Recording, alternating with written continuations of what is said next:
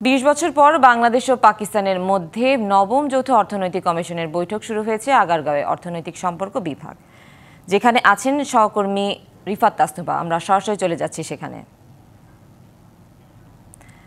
তাসনুবা, কি আলোচনা হচ্ছে দুই দেশের এই বৈঠকে, বিস্তারিত জানাবেন। সুনন্দা, আপনি জানেন যে আজকে এটা কিন্তু পূর্ব একটি ধারণা ছিল বা পূর্বে একটি সিদ্ধান্ত ছিল যে আজকে এই বৈঠকটি হবে এবং দীর্ঘ ২০ বছর পর কিন্তু এই বৈঠকটি অনুষ্ঠিত হচ্ছে নবমবারের মতো।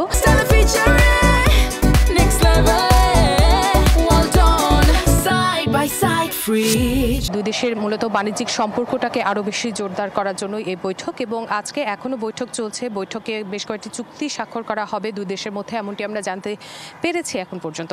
এবং আজকের বৈঠকে বাংলাদেশের পক্ষ থেকে প্রতিনিধিত্ব করছেন ডক্টর সালেউদ্দিন আহমেদ, অর্থাৎ অর্থ উপদেষ্টার নেতৃত্বে ১৫ সদস্যের একটি প্রতিনিধি দল, এবং পাকিস্তানের জ্বালানি মন্ত্রী তার জনাব মল্লিক, তার নেতৃত্বে ১৪ সদস্যের একটি প্রতিনিধি দল মূলত আজকের এই বৈঠকে অংশ নিয়েছেন। ভেতরে এখনও বৈঠক চলছে। বৈঠকে কি বিষয় নিয়ে মূলত আলোচনা হচ্ছে সে বিষয়গুলো আমরা পরবর্তীতে আপনাদেরকে জানাতে পারবো। কিন্তু এখন পর্যন্ত আমরা জানতে পেরেছি যে আপনারা জানেন যে পাকিস্তানে কিন্তু বাংলাদেশের রপ্তানি বেশ ভালোই করে থাকে, সে তুলনায় পাকিস্তানে কিন্তু বাংলাদেশি পণ্যের রপ্তানি তুলনামূলকভাবে কম।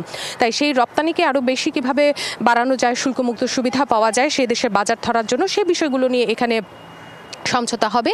এছাড়া কৃষি পণ্য, জ্বালানি পণ্য, এছাড়া শিক্ষা উপকরণ সহ বিভিন্ন পণ্য কিভাবে পাকিস্তানের রপ্তানি করা যায় এই বিষয়গুলো নিয়ে আলোচনা করা হবে। জনাব মল্লিক গতকালই কিন্তু বাংলাদেশে এসেছেন এবং আজকে অর্থ উপদেষ্টার নেতৃত্বে এই বৈঠকে তিনি অংশগ্রহণ করেছেন। ভেতরে আলোচনা চলছে। এই বৈঠকটি ছাড়াও আরও বেশ কয়েকটি সৌজন্য সাক্ষাৎ সহ বেশ কয়েকটি অনুষ্ঠানে কিন্তু আয়োজন তার জন্য করা হয়েছে বাংলাদেশে। তো এই কিন্তু ছিল সুনন্দা আমার কাছে থাকা সবশেষ খবরাখবর।